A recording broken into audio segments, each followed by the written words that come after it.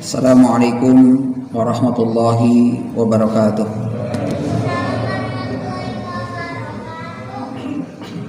Innal hamdalillah nahmaduhu wa nasta'inuhu wa nastaghfiruh wa na'udzu billahi min shururi anfusina wa min sayyiati a'malina. May yahdihillahu fala mudilla lahu wa may yudlil fala hadiyalah. Wa ashhadu an la ilaha illallah wahdahu la syarika lah wa ashhadu anna Muhammadan abduhu wa rasuluhu alladzi la nabiyya ba'dah. Ya ayyuhalladzina amanu taqullaha haqqa tuqatih wa la tamutunna illa wa antum muslimun. Hadirin yang dimuliakan Allah Subhanahu wa taala, dengan izin Allah Subhanahu wa taala, alhamdulillah di kesempatan malam hari ini kita kembali bersama melaksanakan Isya berjamaah yang insyaallah akan dirangkaikan dengan salat tarawih berjamaah. Dan tentunya jemaah sekalian, perjalanan saum Ramadan kita tidak terasa, kita sudah melewati pertengahan Ramadan. Maka mudah-mudahan amaliyah yang sudah kita lakukan diterima di sisi Allah Subhanahu wa taala. Hadirin yang dimuliakan Allah Subhanahu wa taala, salah satu sahabat Nabi Shallallahu alaihi wasallam yang bernama Umar bin Khattab radhiyallahu anhu, hampir seluruh kaum muslimin dan bisa jadi seluruh kaum muslimin jemaah sekalian pasti mengenal beliau. Kenapa beliau dikenal jemaah sekalian? Tentunya adalah karena beliau memiliki banyak keistimewaan. Salah satu di antara keistimewaan beliau adalah yang kata Nabi Shallallahu alaihi wasallam adalah orang yang masuk ke surga tanpa hisab. Salah satu di antara 10 sahabat yang dijamin surga masuk tanpa hisab. Dan Rasulullah menyebutkan Umar bin Khattab adalah orang kedua setelah Abu Bakar As-Siddiq radhiyallahu anhu. Di sisi lain beliau adalah orang yang tegar, orang yang berani, yang tidak pernah kenal kompromi dengan kemaksiatan, dengan dosa, dengan pelanggaran-pelanggaran syariat. Tapi di sisi lain beliau adalah orang yang sangat lembut. Walaupun terkadang beliau adalah orang yang memiliki temperamen yang tinggi, tapi ketika diingatkan dengan ayat-ayat Allah Subhanahu wa taala, hatinya menjadi lunak. Bahkan disebutkan bahwasanya Umar itu memiliki 2 garis hitam di kedua belah pipinya. Bukan karena goresan pedang, bukan karena jatuh, bukan karena terluka, tapi karena seringnya menangis di hadapan Allah Subhanahu wa taala. Hadirin yang Allah Subhanahu wa taala, salah satu kisah yang cukup menakjubkan beliau adalah kisah yang disebutkan dalam kitab Nurul Absar fi Manaqib Ali Bait An-Nabi Al-Akhyar yang ditulis oleh Asy-Syablanji Al-Misri, bahwa disebutkan suatu hari Abu Umar bin Khattab didatangi oleh si fulan, oleh rajulan, oleh seseorang, di mana seseorang ini jemaah sekalian, si fulan ini kita katakan memiliki permasalahan keluarga di rumahnya. Nggak ada ibu-ibu di sini ya? Nggak ada ya. Maaf ya. Apa yang menjadi permasalahan? Dia harus datang mengadu kepada Umar bin Khattab radhiyallahu anhu. Si fulan ini jemaah sekalian punya permasalahan dengan istrinya, di mana istrinya ini sedikit cerewet, bawel lah kata orang Sunda. Iya, diingatkan tetap gitu kan. Ya. Karena sudah kesal, diingatkan juga tetap seperti itu. Akhirnya datanglah kepada Umar bin Khattab. Berangkatlah dari rumah menuju rumahnya Umar. Saat akan mengetuk pintu, ya, si fulan ini mendengar di dalam rumah Umar sedang diomeli oleh istrinya. Ya, apa kira-kira yang ada dalam hati si fulan ini jemaah sekalian? Dia bergumam dalam hatinya, saya ini ingin mengadu tentang istri saya, ternyata nasib Umar ini sama dengan saya. Akhirnya tidak jadi, pulang. Saat akan melangkahkan kakinya meninggalkan rumah Umar, Umar pun keluar. Saat Umar keluar melihat ada seseorang yang ingin bertamu, tidak jadi. Akhirnya Umar mengatakan, ya fulan, wahai fulan, kesini. Ada apa? Apa yang bisa saya bantu? Ada permasalahan apa yang kamu hadapi? Dia mengatakan, ya Umar, sebenarnya saya ada masalah, tapi masalah saya hampir sama dengan masalah yang menimpa dirimu. Kata Umar, apa masalahnya?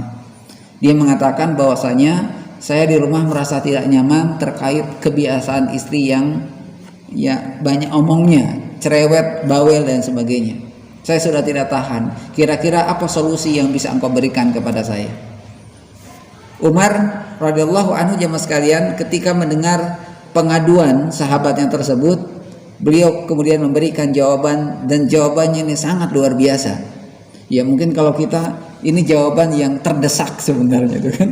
Umar kira-kira apa jawabannya? Ini jawabannya jemaah sekalian sangat luar biasa. Apa kata Umar?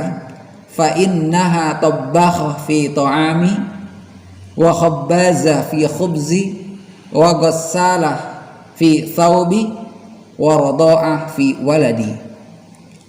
Kata Umar, sesungguhnya istri itu adalah orang yang memasakkan masakanku. Kemudian yang kedua, istri itu adalah yang menyiapkan sarapan pagi di saat pagi hari. Dan istri itu, kata Umar, ghassalah fi thawbi, yang mencucikan, yang menyetrika, yang merapihkan pakaianku. Wa rada'ah fi waladi, dan kemudian Umar mengatakan, dan istri itu adalah wanita yang menyusui anak-anakku. Kemudian Umar mengatakan, andaikan saya tidak melihat apa yang ada pada istri itu, pada istri saya, maka mungkin saya tidak akan lama berkeluarga, ya, menjalin hubungan ya suami istri di rumah ini. Artinya apa jemaah sekalian? Umar mengatakan sabar menghadapi kondisi di rumah. Dan ini juga sebaliknya jemaah sekalian, bahwa kekurangan apapun yang dimiliki oleh istri kita, sesungguhnya kebaikannya jauh lebih banyak. Begitu juga sebaliknya jemaah sekalian, ketika mungkin istri melihat kekurangan suami, terkadang menjadi permasalahan besar karena masalah yang sepele, maka ketahuilah bahwa suami itu kebaikannya jauh lebih banyak. Jadi kalau kita melihat kekurangannya, setiap orang memiliki kekurangan, tetapi dengan kesabaran itu kemudian bisa bertahan berkeluarga sampai ya anak cucu bahkan cicit.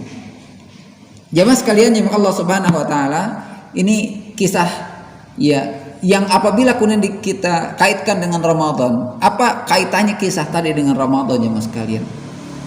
Ya, kita ketahui bahwasanya Umar ini adalah memiliki, walaupun beliau adalah orang yang temperamen, orang yang cepat marah, tetapi ketika ayat-ayat Allah Subhanahu wa taala disebutkan, beliau adalah orang yang sangat lembut hatinya. Ya, dan beliau adalah orang yang paling sabar menghadapi istrinya. Umar mungkin kalau menghadapi siapa langsung angkat pedang, tapi menghadapi istrinya beliau kalah gitu kan. Dan ini luar biasa mas sekalian. Dan disinilah pentingnya sabar jemaah sekalian. Sabar dalam berumah tangga yang mengakibatkan langgengnya berumah tangga tersebut. Jika tidak, maka banyak perceraian-perceraian yang tidak diinginkan. Bisa jadi masalahnya adalah dari hal yang sangat sepele. Apa kaitan dengan Ramadan jemaah sekalian? Ramadan juga sama jemaah sekalian, butuh sabar. Sabar dalam apa? Sabar dalam ketaatan kepada Allah Subhanahu wa taala. Sabar dalam ujian. Menghadapi ujian saat kita melaksanakan ibadah saum Ramadan.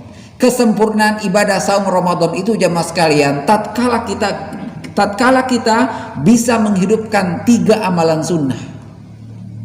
Ya, pertama apa jemaah sekalian? Iktsar qiraatil Quran. Perbanyak membaca Al-Quran.